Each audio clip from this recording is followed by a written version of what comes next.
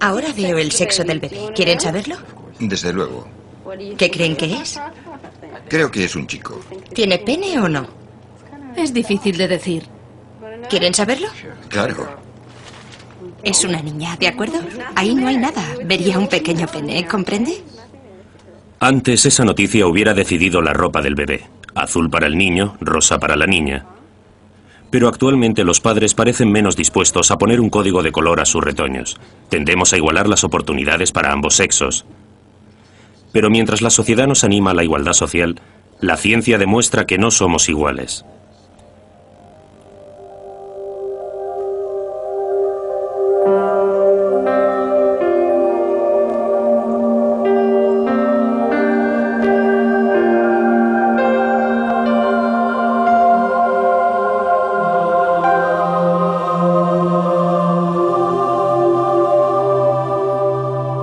El sexo del cerebro.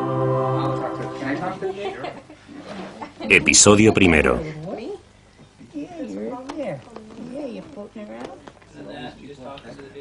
Estos futuros padres ofrecen a su hijo el mejor principio de la vida. Están educando a su hijo aún no nacido con suaves susurros de ánimo al útero.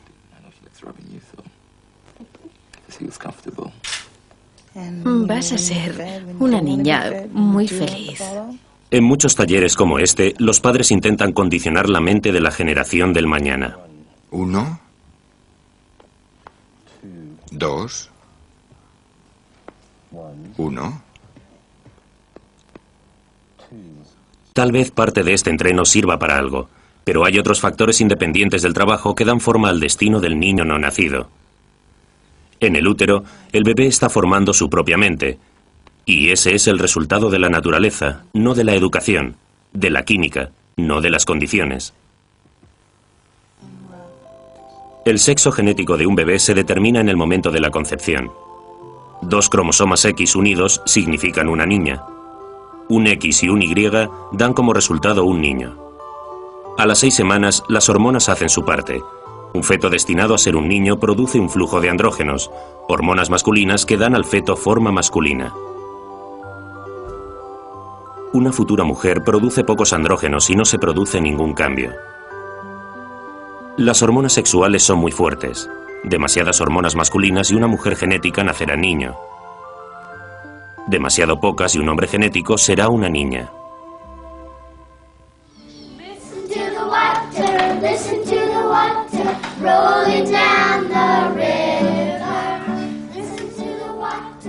Generalmente, la naturaleza hace coincidir nuestro cuerpo con el sexo cromosomático.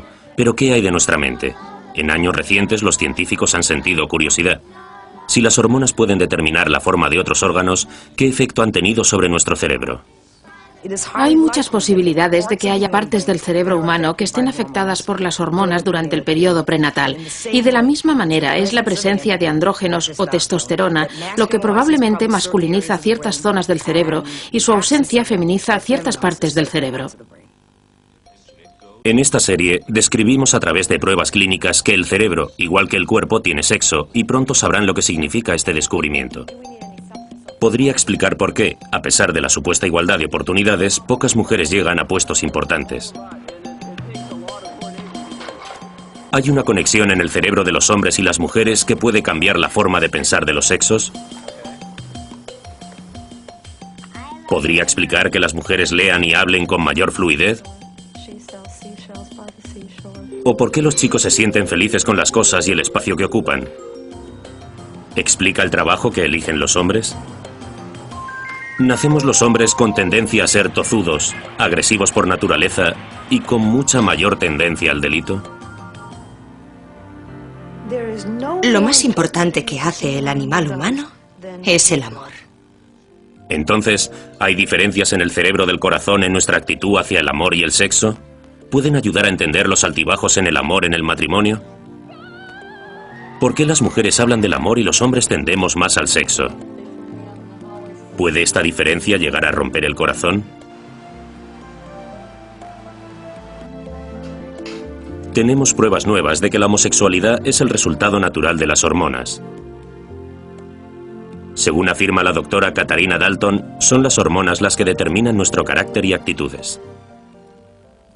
Son las responsables de toda la actividad que tiene lugar en el cerebro. Y a menos que apreciemos la importancia de las hormonas, no podemos entender de verdad el comportamiento de diferente gente y de diferentes sexos.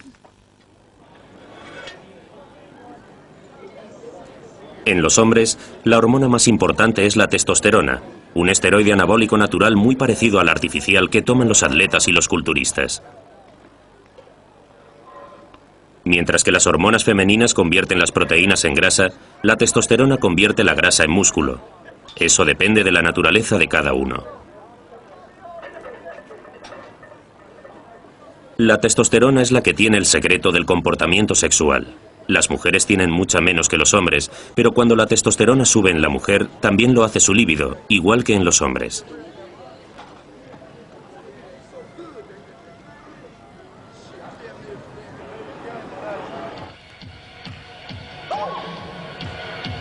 En las mujeres, los estrógenos son las hormonas de la felicidad. Aumenta los sentidos, haciendo que estén alerta y listas para el amor.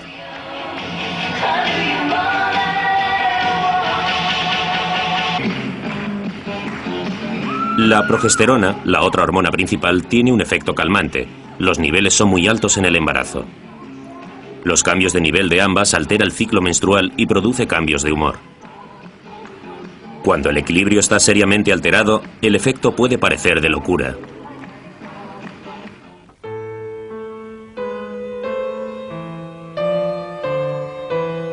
Nicola Owen era una chica feliz de 14 años. Cuando llegó a la pubertad, un desequilibrado flujo de hormonas volvió su mundo del revés.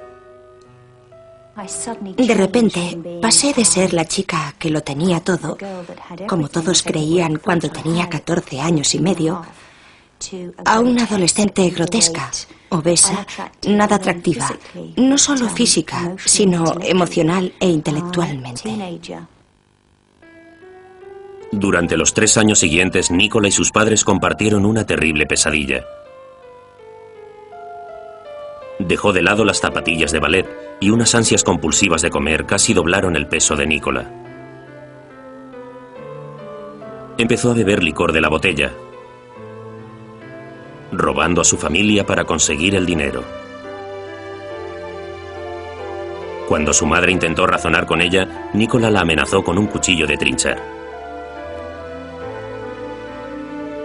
Para asustar a su padre, se cortó la larga cabellera. Se rasuró la cabeza. Después, usó una hoja de afeitar para cortarse la cara.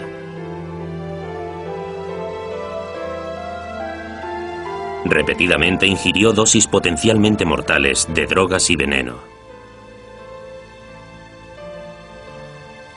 Nicola fue visitada por un psiquiatra, pero las píldoras que le recetó no ayudaron. Se había producido un desdoblamiento.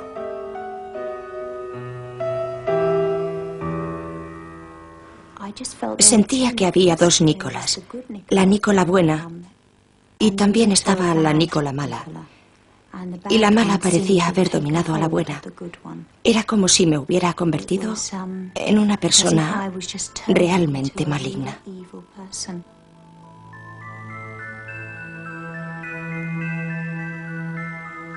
Nicola empezó a sentir ganas de matar. Pensó que la única salida era el suicidio.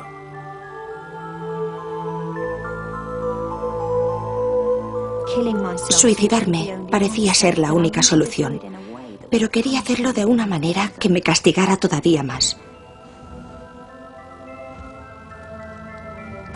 Mi precioso cuarto ardió. Fotografías mías en las que aparecía guapísima también se quemaron. Ya no quería bonitas fotos de mí.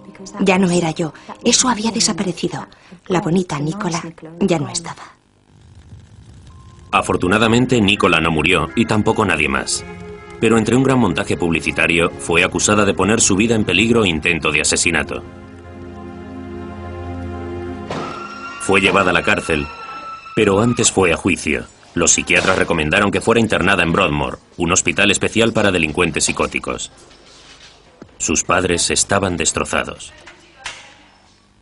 No podían aceptar que su hija perfectamente normal de 14 años se hubiera vuelto loca. y fueron a ver a uno de los psiquiatras que habían dicho que yo era una psicópata maníaca y le dijeron: ¿de dónde proviene esa locura? ¿Del aire? ¿De los árboles? ¿De dónde? Y el psiquiatra les dijo: tienen 2 hijos más. Les sugiero que concentren sus vidas en ellos, porque Nicola jamás se pondrá bien. Pero Nicola contaba con la bendición de unos padres que se negaron a rendirse. Mi padre fue a hablar con el gobernador de la prisión sobre mi traslado a Broadmoor, y mi madre estaba con él. Y de hecho, oí a mi padre en el corredor y empecé a gritar: papá, papá, ayúdame. Y había una rendija en la puerta de la cárcel, y recuerdo que mi padre corrió hasta la puerta de la cárcel y yo solo podía ver sus ojos, y él intentaba no llorar por todos los medios y me decía: no te preocupes, Nick, te sacaremos, te ayudaremos, te queremos. Y yo no dejaba de decir: papá, por favor, ayúdame. Fue terrible, porque solo quería que mi padre me abrazara. Las leyes británicas reconocen el síndrome premenstrual como causa de comportamiento irracional. Su padre se asustó por la cabeza rapada de Nicola, por su aspecto abotargado, pero Katarina Dalton, una investigadora pionera del PMS, ya había visto antes esos síntomas. He visto a muchas de esas mujeres que conocí en la cárcel con un aspecto terrible, sin brillo, agresivas, irritables, fumando sin parar, con un aspecto horrible. Y luego las ves 1 año o 2 después y nadie las reconocería. Se han convertido en mujeres normales y felices, con ganas de vivir. La doctora Dalton descubrió que el aparente comportamiento desequilibrado de Nicola siempre se producía antes de los periodos. Quedó demostrado que Nicola formaba parte del porcentaje del 4% de mujeres con un desequilibrio hormonal tan enorme que afecta a la química del cerebro. La doctora Dalton equilibró de nuevo las hormonas de Nicola con inyecciones compensatorias de progesterona. El cambio que se produjo en Nicola fue tan drástico que los médicos de la cárcel revocaron el diagnóstico de locura. Pero Nicola aún tenía que ir a juicio y ver al juez, cara a cara. Entonces dijo: estoy completamente convencido de que Nicola sufre una fuerte tensión premenstrual. Así que voy a dejarla en libertad, deseándole que pase unas Navidades muy felices. Era un milagro. Fue fantástico, sí, saber que por fin la pesadilla había terminado. Durante 20 años, científicos de este laboratorio en Los Ángeles han estado trabajando en los secretos de los asombrosos poderes que las hormonas tienen sobre el cuerpo humano. Las hormonas no influyen solo en el cerebro, también lo hacen en el sexo y la estructura. En los experimentos usan ratas recién nacidas. Al contrario que otros mamíferos, el cerebro de las ratas aún no está organizado cuando nacen.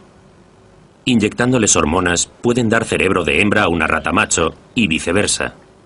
El director de investigación es el doctor Roger Gorski. Dando testosterona, una hormona sexual masculina, a una rata hembra a temprana edad, cuando ahora la ponemos en una caja de apareamiento, será el animal que montará a una hembra receptiva, incluso intentará montar a otro macho. La película del profesor Gorski muestra una rata hembra expuesta a la testosterona antes de que se completara su circuito cerebral. Se comporta como un macho. En el caso del macho, si le quitamos los testículos a temprana edad, dejamos crecer al animal y le exponemos a lo que llamamos un semental, este macho genético volverá a demostrar el comportamiento preciso del sexo contrario. La rata macho blanca y negra, privada de testosterona durante el desarrollo cerebral, se comporta como una hembra cuando se enfrenta con la rata blanca, que casualmente es la misma hembra cuyo cerebro ya ha cambiado el profesor Gorski. De manera que en este tipo de pruebas parecería que estas, a veces grandes diferencias de comportamiento funcional sexual que reconocemos, son, de hecho, el resultado de hormonas que actúan en el desarrollo cerebral de una forma permanente. Pero, ¿fijan las hormonas el sexo de los animales más allá del árbol de la evolución? Los monos comparten muchas características humanas. Entonces, ¿tiene la investigación alguna pista sobre la relación entre las hormonas y el comportamiento? La directora del Instituto Kinsey, June Reinisch. Al principio se realizó un estudio para demostrar que los monos pequeños, macho y hembra, no se comportaban de la misma manera en cuanto a juegos. Por ejemplo, los monos machos eran mucho más bruscos y se movían más, y jugaban más a cazar. Esa es otra diferencia que vemos a menudo en los niños. Aquello fue seguido de una serie de estudios en los que a la madre mono, mientras estaba preñada, se le inyectaban unas hormonas del tipo andrógeno, a veces testosterona. Hace años que los científicos saben que las hormonas masculinas provocan el desarrollo de los órganos sexuales masculinos, así que no fue ninguna sorpresa cuando genéticamente los monos hembra nacieron con genitales masculinos. Lo que los investigadores esperaban ver era si las inyecciones de hormonas también habían cambiado el cerebro y, por tanto, el comportamiento. Y desde luego que las pequeñas y juveniles monas, cuyas madres habían sido tratadas con ese tipo de hormonas masculinas durante el embarazo, presentaban un juego más brusco, muy parecido al de los machos, ciertamente más violento que el de las monas que no habían sido tratadas. Eso fue evidente en otra especie más cercana a nosotros, que de nuevo apoya el hecho de que las hormonas están teniendo un efecto sobre el desarrollo cerebral y, por tanto, en cómo se expresa el comportamiento después de nacer. Nos gusta pensar que todos los bebés nacen iguales, pero las nuevas investigaciones están descubriendo que las diferencias humanas, igual que en los monos, son innatas. Para empezar, los niños no son tan sensibles como las niñas cuando se trata del tacto. Las niñas son 2 veces más sensibles al sonido. El ruido les puede parecer el doble de fuerte que a los niños. Las niñas responden más fácilmente a las palabras amables y confortantes. Parece que las niñas pueden soportar un rostro callado el doble de tiempo que los niños.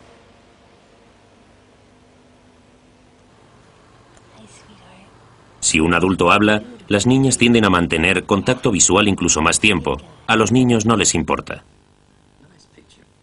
Las niñas pueden reconocer caras familiares en las fotos, meses antes de que los niños adquieran esa capacidad. A las niñas les gusta descubrir hablar con otra persona. Los chicos parecen felices en su mundo.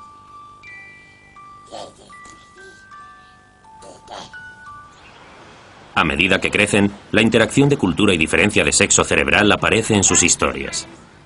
Mi soldado marrón y yo fuimos a una pizzería. El coronel Korn disparó al mayor Pizza. Mi hermana es guay.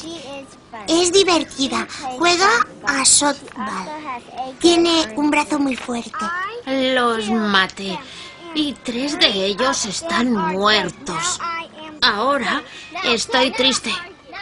Ambos tienden a preferir compañeros de juego del mismo sexo, quizá porque los juegos a los que juegan son tan diferentes. Las niñas a menudo juegan a interpretar obras imitando lo que ven en casa. Si quiere ir, creo que puede ir. Soy su madre. No, no puede. Lucy fue allí y no le gustó. Tiene que quedarse hasta que se haga mayor. Las niñas enseguida dan la bienvenida a las recién llegadas al grupo.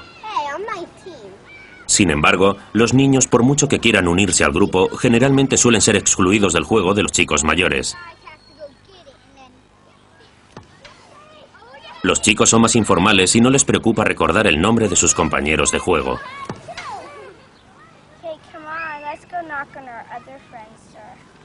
Las chicas prefieren pasatiempos más pacíficos, juegos de amor y cuidados.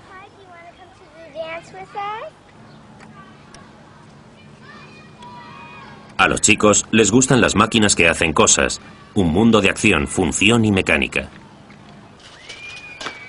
Muchos de los juegos de las niñas incluyen normas sobre aguardar turno y no son tan directamente competitivos. Los juegos de los chicos son más libres, más competitivos y abarcan un amplio abanico.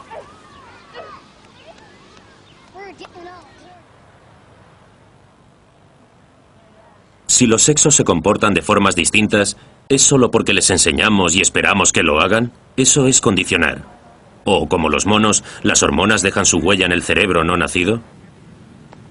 Es evidente que no podemos repetir con humanos los experimentos realizados con animales, pero la naturaleza ha previsto sus propias claves, con una anomalía genética conocida con el síndrome de Turner. La mayoría de niñas tiene 2 cromosomas X, pero Ashley Nesbok solo tiene 1. También nació sin ovarios, la fuente de la pequeña cantidad de hormonas masculinas que producen las mujeres. Así que las niñas que padecen el síndrome de Turner, como Ashley, no tienen ninguna hormona. Y eso las hace más femeninas, según el neurólogo profesor Nyborg. No les gusta ir por ahí y jugar de forma brusca. Tampoco se dedican a subir por los árboles y cosas de esas. Casi todo su interés se centra, por así decirlo, en ser más femeninas en una actividad más tranquila. Los padres con niñas que tienen el síndrome de Turner encuentran en sus hijas un exagerado sentido del cuidado, de la casa y de la maternidad. Antes de que Ashley cumpliera 1 año nos dimos cuenta de que protegía mucho sus juguetes, animales y muñecas. Le gustaba ser una verdadera madre. Le gustaba planchar la ropa, hacer la colada, cambiarles los pañales y meterlas en la cama. Y quería que tuvieran una manta, como ella, y un biberón. Así que estuvo ligada a sus muñecas desde muy pequeña. Las mellizas como Holly y Heather fascinan a los científicos que investigan los efectos de las hormonas. Holly tiene el síndrome de Turner. Su hermana Heather es perfectamente normal.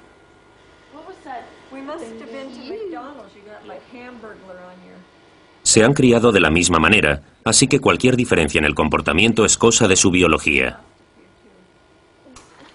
Las vemos diferentes, pero la diferencia no se queda solo en el aspecto físico. Heather siempre ha estado más interesada en los juegos activos, cosas deportivas, mientras que a Holly siempre le ha gustado sentarse durante horas y jugar con sus muñecas, peinarlas, vestirlas, ponerles las joyas y los brazaletes y preparar fiestas con té.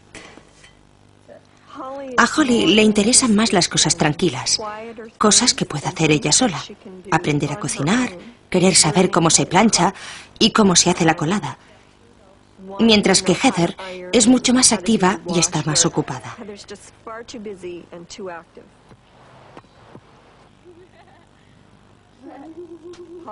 A Holly le encantan las joyas. Está muy interesada en los anillos.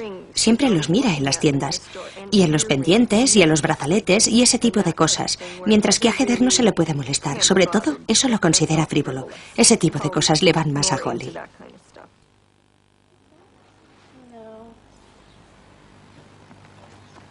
Pero ¿qué ocurre cuando una niña tiene demasiadas hormonas masculinas en lugar de, como la niña de Turner, ninguna en absoluto? Una condición médica conocida como CAH puede exponer al bebé neonato a absorber grandes cantidades de andrógenos. Las niñas CAH han sido estudiadas en todo el mundo para ver cómo las afecta. June Reinisch, del Instituto Kinsey. Son más activas. Les interesan más los juguetes de los niños que los de las niñas. Les interesa menos la ropa de volantes y más la ropa informal.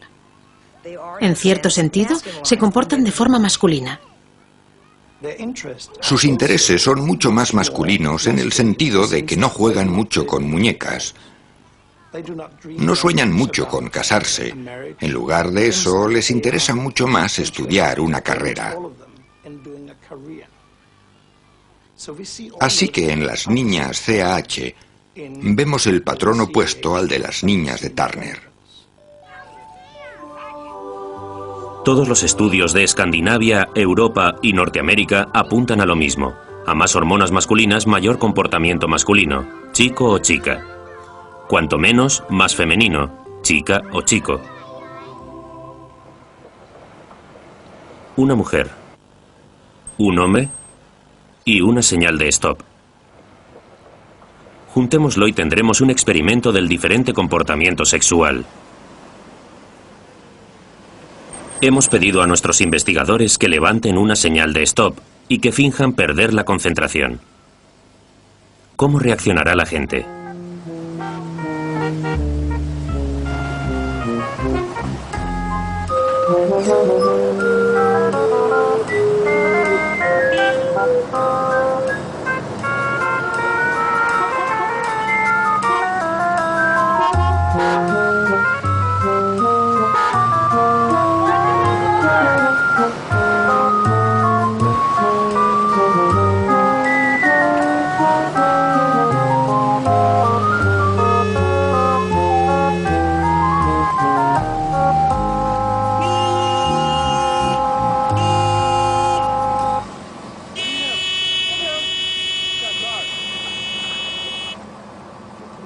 Una de las diferencias sexuales en las que creo que coincidiremos casi todos es el hecho de que los machos son, en general, más agresivos que las hembras a lo largo de muchas culturas, en casi todos los grupos por edades. A través del reino animal, la hormona masculina va unida a la agresión. Cuando los animales luchan, el nivel de hormonas masculinas sube. Las hormonas sexuales masculinas tienen mucho que ver con gran parte de los misterios de la supervivencia, según Helen Fisher. Los niveles de testosterona tienden a subir cuando dos hombres están enfrascados en una pelea. La naturaleza hubiera quedado muy mal si no nos hubiera dado algo de combustible para producir un comportamiento. Quiero decir que cierta cantidad de agresividad es crítica. O sea, si volvemos a las praderas de África de hace 4 millones de años, si un macho no hubiera dejado el tubérculo que estaba comiéndose y hubiera echado a correr para enfrentarse a un rinoceronte que atacaba, estaría muerto. Es decir, la agresividad y la testosterona son críticamente importantes para la supervivencia de las especies y afortunadamente los hombres tienen mucha. En los hombres como en los animales, la testosterona es la hormona de la ambición, el empuje y la competitividad.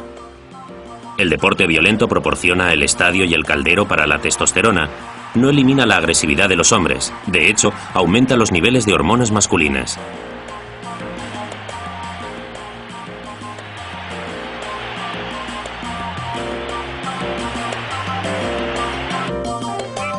La hormona del machismo tiene un lado violento y feo. En un estudio de 4.000 americanos, se descubrió la relación entre los accidentes de coche en carretera y los altos niveles de hormonas masculinas.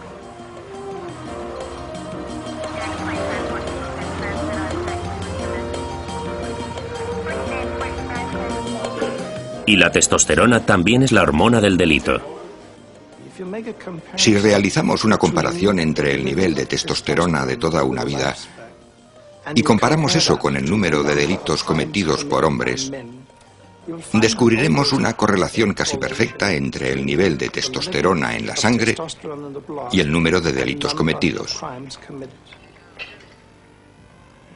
También cuando estudiamos grupos de machos con un nivel de testosterona alto, vemos una frecuencia de agresión más alta que en los grupos de machos con niveles de testosterona bajos. Pero la hormona masculina sola no explica la agresión. Es la interacción de la hormona con el cerebro. En este experimento se asexuaron dos grupos de ratas macho, pero en momentos distintos. A todos les falta testosterona y son sumisos. Entonces, a ambos se les inyectó hormona masculina. Cuando se sentía atacado, un grupo se defendía. El otro se rendía. ¿Por qué esa diferencia? La diferencia está en el tiempo. Un grupo fue neutralizado justo después de nacer, antes de que su cerebro se hubiera organizado con los trazos masculinos. La hormona masculina inyectada no funcionó en el cerebro, que no era macho, no estaba preparado para recibirla y por ello no podía generar agresividad. Las otras ratas fueron castradas después, cuando las hormonas masculinas habían terminado de conectar el cerebro. Así que la hormona tenía un cerebro preparado para reaccionar.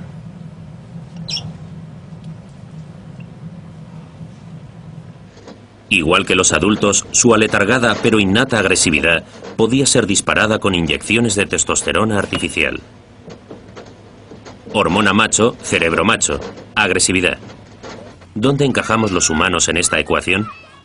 Una vez más, el laboratorio natural de la experiencia humana nos facilita una pista. Igual que las chicas CAH expuestas a las hormonas masculinas, hay niños cuyas madres embarazadas tomaron una droga prohibida durante los 70, llamada DES. Llenaba el útero de una hormona equivocada. June Reinisch comparaba a esos niños con sus hermanos no afectados. Los niños que fueron expuestos a hormonas masculinas eran más seguros, independientes, individuales y autosuficientes que sus hermanos. Y los niños que fueron expuestos a hormonas femeninas o del tipo estrógeno eran más del grupo orientado y grupo dependientes. Vamos a fingir que jugamos a un juego con tus amigos y alguien te quita el turno. ¿Qué harías? ¿Gritarle?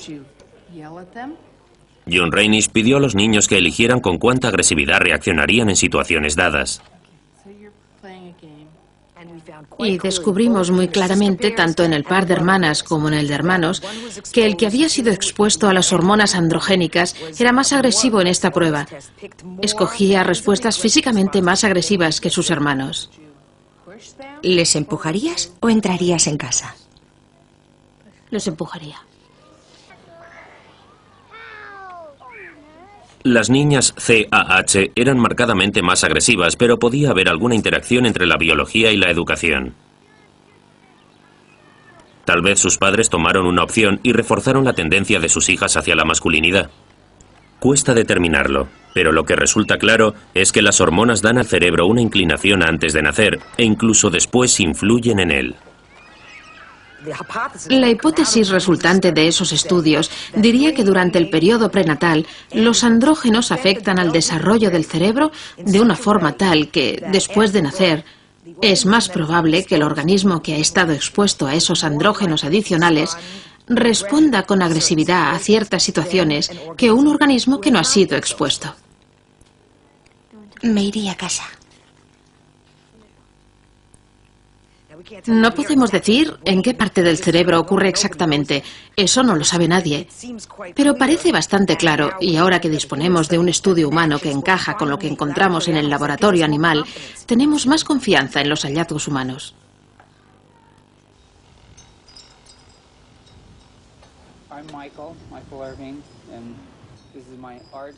Las clases prenatales pueden ser más valiosas para los padres que compartir el destino de sus hijos, porque en el trabajo hay una química independiente, un cóctel de hormonas en circulación que afectan al cerebro de forma que nos harán más o menos femeninas como chicas o más o menos masculinos como chicos.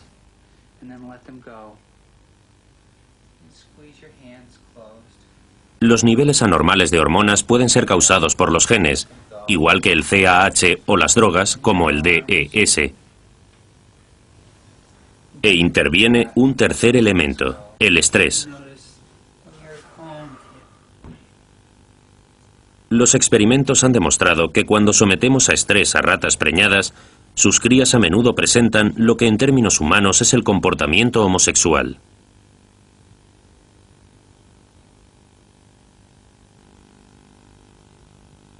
Para probar si el estrés puede tener un efecto similar en humanos, un equipo alemán de investigación rebuscó en uno de los periodos más estresantes de la historia reciente, la Segunda Guerra Mundial.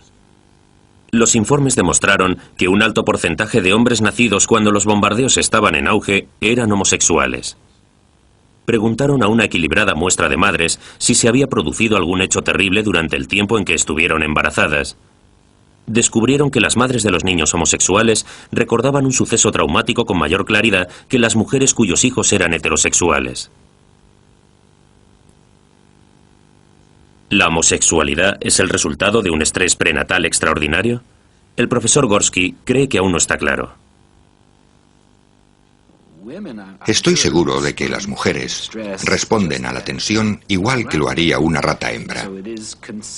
Así que resulta evidente que la tensión puede llevar a la supresión de una actividad testicular de su hijo, el feto, y por tanto, eso podría provocar un comportamiento anormal u homosexual.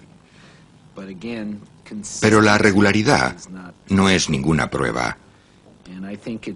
Y creo que es más bien peligroso mirar los recuerdos de la guerra e intentar encontrar la tensión por la que pasaron las madres de homosexuales. Es sencillo. Pero un reciente estudio norteamericano de 300 mujeres demuestra que las madres de homosexuales tenían 2 a 3 veces más la posibilidad de haber experimentado un desastre que les cambió la vida durante la primera etapa del embarazo. Lo que descubrimos fue que las madres de homosexuales presentaban, cosa muy rara, un nivel muy alto de tensión, muy intensa, durante el embarazo. Las hormonas del estrés tienen al menos un efecto temporal de bajar la producción y la liberalización de las hormonas del sexo, sobre todo la testosterona. Así que lo que podría explicar lo que descubrimos era que las madres estaban liberando esas hormonas del estrés dentro del sistema sanguíneo y a continuación los fetos lo llevaban al cerebro, que ordena a los testículos de los fetos machos detener la producción de las hormonas sexuales. Y si esto sucede en momentos cruciales, cuando el cerebro está siendo sexualmente diferenciado, entonces acabamos por tener un individuo cuyo cerebro ha quedado de un modo, digamos, femenino, mientras que los genitales y los demás signos sexuales externos sugieren que es un macho. Esos resultados confirman los estudios en los animales, que demuestran que las hormonas no afectan al feto todas a la vez. Primero hay una etapa en la que se acelera el desarrollo de los genitales. En otra etapa, las hormonas influyen en nuestra orientación sexual, el sexo de las parejas que preferimos. El comportamiento es el último en ser programado, lo que resulta muy típico de nuestro sexo genético. Variar los niveles de hormonas en cualquiera de esas 3 etapas influye en la variedad sexual humana, según afirma el psicólogo Glenn Wilson. Pueden producirse cambios hormonales en el útero entre esos 2 momentos, pero el resultado es que no todos los machos homosexuales son afeminados en su comportamiento normal. Podemos obtener un homosexual muy machote porque la orientación sexual no ha sido cambiada al patrón típico del macho, pero el comportamiento sexual, sí.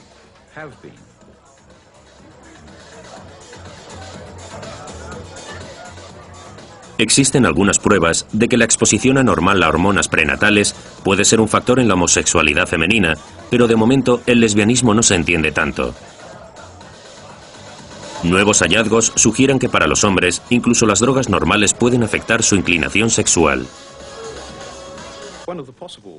Una de las causas posibles, particularmente en cuanto a la homosexualidad masculina, son ciertas drogas comunes, incluso como los barbitúricos, que pueden interferir en la capacidad de la hormona masculina, la testosterona, para convertir el patrón femenino del feto en el típico feto macho. La homosexualidad no es la única variación que puede resultar de la falta de testosterona en un momento crítico del desarrollo cerebral. Si es evidente durante el embarazo que la testosterona no está siendo efectiva, entonces podemos acabar con un individuo transexual, macho de cuerpo, pero hembra en todos los demás aspectos. Así que cuando dicen que se sienten como una mujer atrapada en un cuerpo de hombre, eso es casi exactamente lo que sucede. Bueno, este es muy bonito. De hecho, está muy de moda. Allí hay un espejo. Londres es famosa por sus tiendas en las que se venden todo tipo de conjuntos y demás complementos. Estas le quedarán muy bien. Pruébeselas.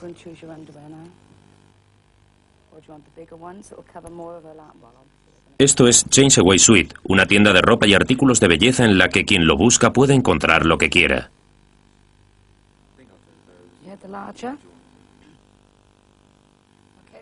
Los hombres a quienes les gustan los secretos de la ropa de mujer no son homosexuales o transexuales. Es importante hacer esta apreciación porque simplemente les gusta ponerse cosas diferentes. Stephanie Ann Lloyd. No son gays. No les gustan los hombres en absoluto. Normalmente están casados, tienen un par de hijos. Ya me entiende, el hombre medio típico. Es importante saber que los travestidos están en una encrucijada en cuanto a la ropa. Son hombres, quieren seguir siendo hombres, no quieren cambiarse el sexo y no desean progresar en ello. Y Stephanie lo sabe muy bien. Hasta los 36 años fue un exitoso hombre de negocios que se llamaba Keith. Desde la niñez, Keith nunca se sintió cómodo en su cuerpo. A medida que crecía, la disconformidad se hacía más insoportable.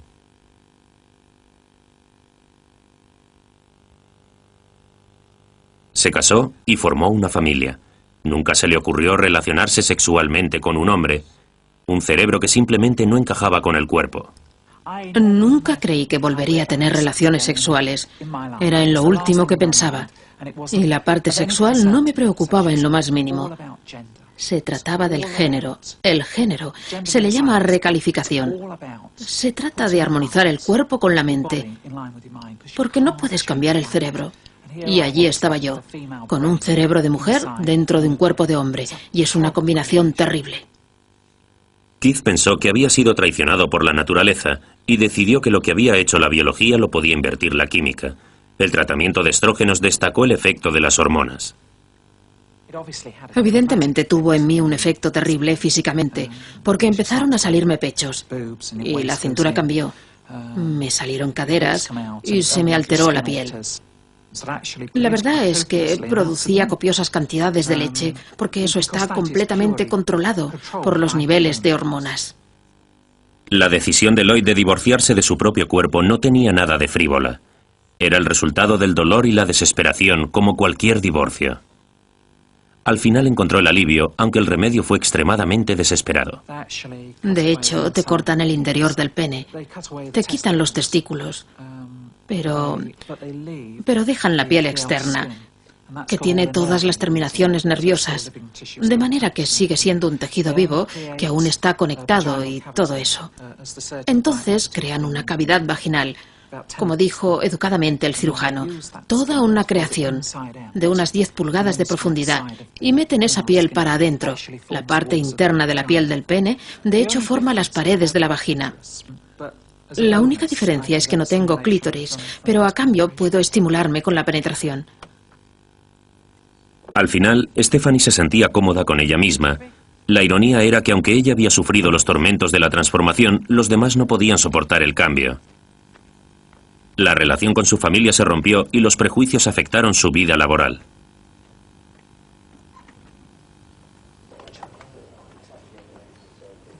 Pero una nueva vida y un nuevo cuerpo, acorde al fin con su cerebro, le dieron la energía para empezar el negocio que le ha permitido recuperar su fortuna.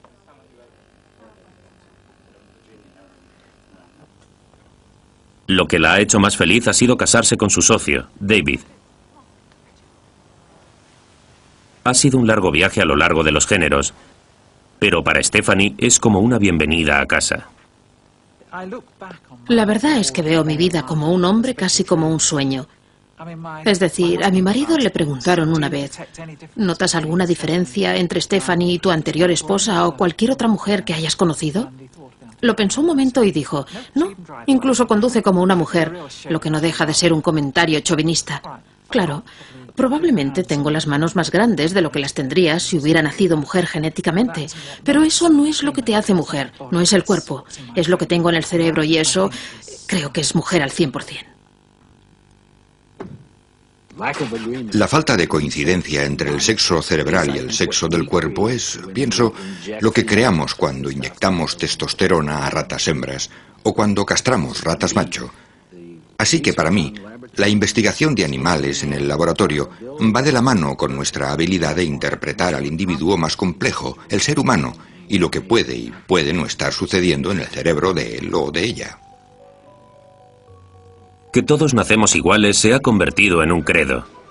Pero no encaja con nuestra experiencia, somos todos tan diferentes y se trata de una diferencia de la cual no podemos culpar totalmente a la sociedad, a nuestros padres ni incluso a la televisión. Todas las pruebas sugieren que hay una bioquímica en proceso mucho antes de que nos lleguen las expectativas de la sociedad. Pero a los científicos no les gustan las sugerencias, quieren pruebas.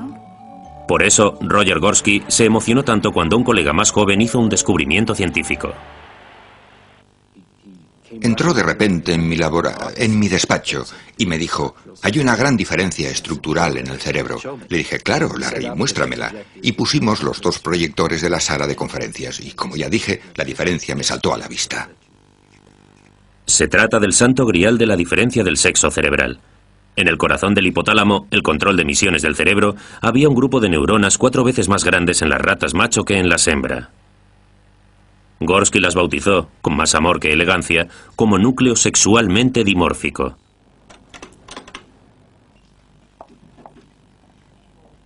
Experimentos posteriores demostraron más allá de toda duda que las hormonas podían cambiar la estructura del cerebro. Cuando tratamos hembras con testosterona, podemos masculinizar completamente el núcleo sexualmente dimórfico, de manera que no se pueda distinguir del de un macho. O si tratamos al macho genético con una antihormona, entonces tenemos un núcleo sexualmente dimórfico feminizado en un macho genético. Así que este núcleo en particular, y recuerde que estoy hablando del número de neuronas que contiene, puede estar completamente determinado por la presencia o ausencia de hormonas sexuales. Desde que se produjo ese descubrimiento tan importante, otros han seguido el camino del microscopio a la misma región del cerebro humano. Y han descubierto que no solo hay diferencias entre hombres y mujeres, sino entre hombres y hombres. Hay un núcleo en particular en el hipotálamo anterior que es 2 veces mayor en los hombres heterosexuales que en los gays o mujeres. De hecho, los gays eran anatómicamente como mujeres en este aspecto en particular. Así que ese pequeño núcleo en el hipotálamo puede ser muy bien la sede de la orientación sexual. Las primeras diferencias en la estructura del cerebro vinieron del estudio de tejidos recuperados de muertos. Ahora, la avanzada tecnología nos permite entrar en el espacio interior del cerebro vivo. Ya no es una hipótesis que los hombres y las mujeres pensamos diferente. Vemos que sucede a diario.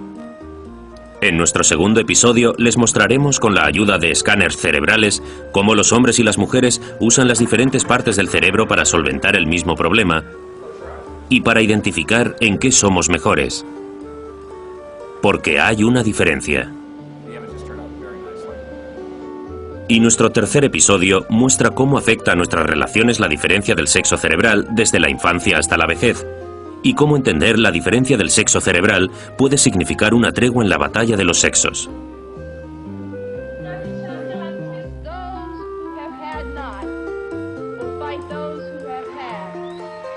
Esto puede preocupar a los que piensan que la diferencia es peligrosa, pero la diferencia no niega igualdad. Las diferencias no implican distinciones, ni tampoco discriminaciones. El conocimiento es neutral. El problema somos nosotros. Creo que la gente tiene miedo de que se haga mal uso de este tipo de información.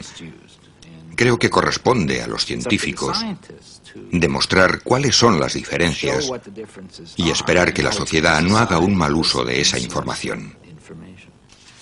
Cuanto más sepamos sobre el cerebro masculino, sabremos más sobre el cerebro femenino. Sabremos más sobre cómo podemos aplicar estos conocimientos en nuestra vida cotidiana con nuestros amigos y amantes, en nuestro sistema educativo, en nuestro sistema político, en nuestros contactos de negocios por todo el mundo. Si nos ponemos de acuerdo y fuimos diseñados para eso, podemos crear una sociedad más cooperadora, más plena.